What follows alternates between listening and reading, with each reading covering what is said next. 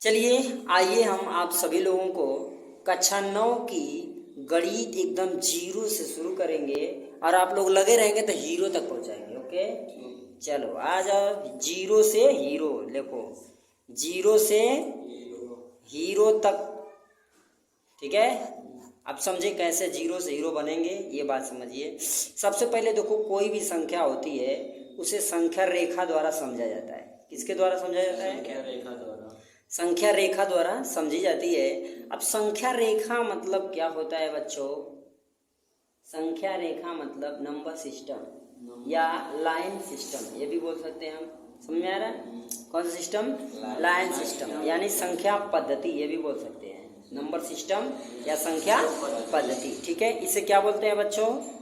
Number system. क्या बोलते हैं? Number system. नंबर सिस्टम मतलब संख्या पद्धति। क्लियर है? अब थोड़ा ध्यान देना है। मान लीजिए कि ये एक, यहाँ पर हम मीट बिंदु माने यानी मध्य बिंदु माने जीरो।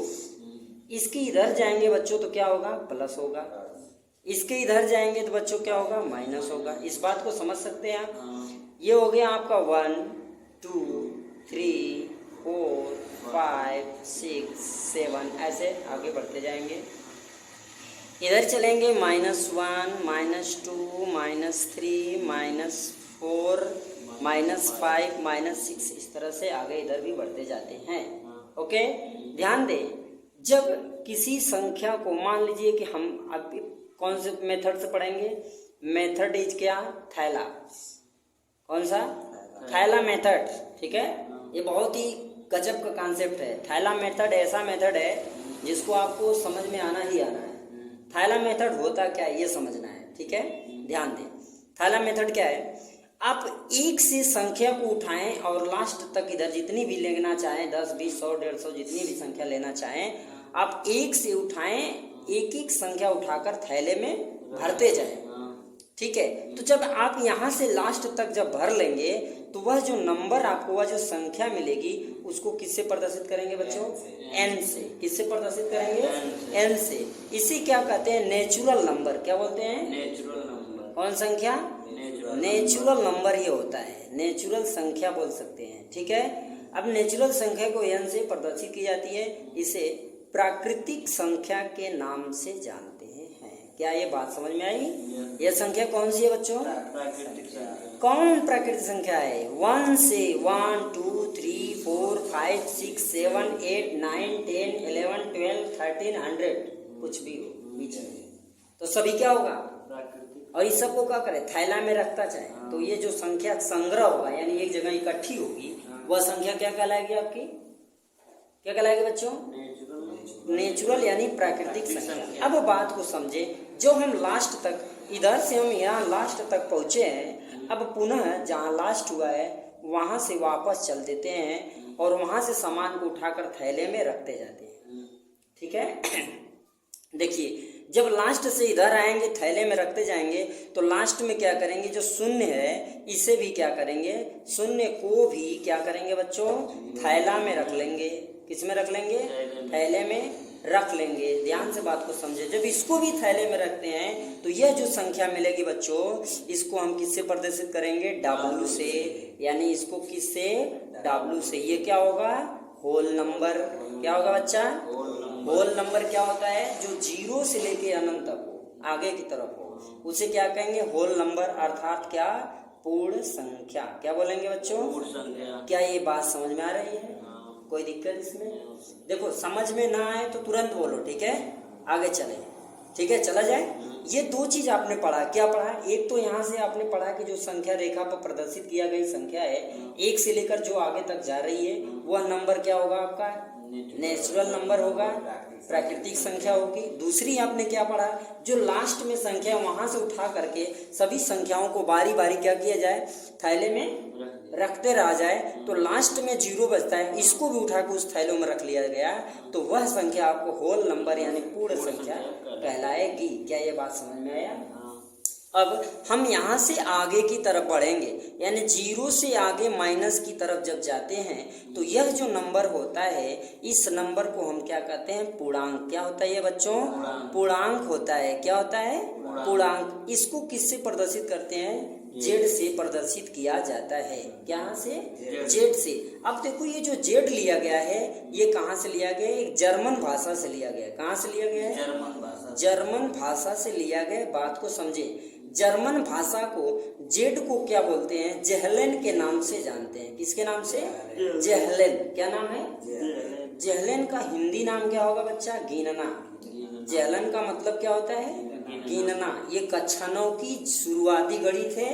इस चीज को आप किसी भी यूट्यूब पे किसी भी टीचर से पढ़ेंगे नहीं मिलने वाला है, ठीक है? ये केवल एक ही यूट्यूब पे मिलने वाला है, जो हमारा यूट्यूब है। समझ रहे हो? हमारी संस्था पे ऐसी ऐसी बहुत सारी चीजें आपको बताया जाएगा। आपको गणित में एकदम 0 से हीरो तक पूरी मैटर को तैयार कराया जाएगा। ओके, तो जर्मन भाषा में जेहलन का अर्थ क्या होता है बच्चा? गिनना। जेहलन शब्द से एक शब्द बनाए। जेहलन किससे बनाए? जेहल से बनाए। जेहलन किससे बनाए बाबूआ? जेहल से बनाए। जेहल का मतलब क्या होता है? संख्या। जेहल का मतलब क्या होता है? संख्या। मतलब यहाँ से क्या हो गया? जेड का मतलब क्या हो गया? पूर्णांक। पूर्णांक माने गिनना। अब मैंने यहाँ पूर्णांक लिखा है, तो ये जरूरी नहीं कि जो पूर्णांक वो माइनस ही हो। पूर्णांक आपका प्लस भी हो सकता है। समझ गए? क्लियर हो रही है बात? आप ये बात को समझ सकते हो, पूर्ण जो संख्या होती है वो पूर्णांक हो सकता है। मतलब प्रत्येक पूर्ण संख्या पूर्णांक हो सकता है, परंतु प्रत्येक पूर्णांक पूर्ण संख्या नहीं हो सकती है। इस बात को मान सकते हैं। देखो, विषम स्थिति में यह भी बात कहीं भी देखने को मिल भी जा सकता है कि पूर्णांक भी पूर्ण संख्या होती है। क्लियर हुआ बात? चले, जो पूर्णांक होता है उसको जेड से प्रदर्शित करते हैं। इसका मतलब क्या होता है? ये जर्मन भाषा के जेहलन से लिया गया है। इसका शाब्दिक अर्थ क्या होता है बाबूआ? गिनना। और ये जेहल शब्द से बना है। जेहल क्या मतलब क्या होता है? संख्या। यानी संख्या को गिनना बराबर क्या कहलाता है? पूर्णांक कहलाता है। क्या ये बात समझ में आई आपको? इसमें कोई दिक्कत है? कोई परेशानी है? समझ में आ गया? अब एक चीज यहाँ पर दूसरी चीज नोट देखें, वो क्या है समझे? पूर्ण संख्या, ठीक है, पूर्णांक समझिएगा, और प्राकृतिक संख्या। समझ में आ रही है बात को? प्राकृतिक संख्या, ये जो संख्याएं होती है, चाहे वो पूर्ण हो, चाहे वो पूर्णांक हो, चाहे वो प्राकृतिक संख्या हो, परिमेय संख्या कहलाती हैं। क्या? परिमेय संख्या कहलाती है। क्या ये बात समझ में आ रहा है? कोई डाउट इसमें? अब थोड़ा आगे बढ़ते हैं, ठीक है। परिमेय संख्या ये क्यों कहलाती है, इस बात को समझिए। आपको देखने को मिलेगा कि जो परिमेय संख्या है P/Q के रूप में होती है। क्या होती है? पर यहाँ शर्त होना चाहिए कि यहाँ P और Q एक क्या है? पूर्णांक होना चाहिए। क्या होना चाहिए? पूर्णांक होना चाहिए। इस बात को समझना आपको। क्या ये बात समझ में आई? Any doubt? अब समझिए, इसमें एक शर्त होती है। परिमेय संख्या की एक क्या होती है? शर्त होती है। वो शर्त क्या है बच्चों? Q नॉट इक्वल टू 0 होना चाहिए। क्या ये बात समझ में आई? Q नॉट इक्वल टू 0 होना चाहिए, ठीक है।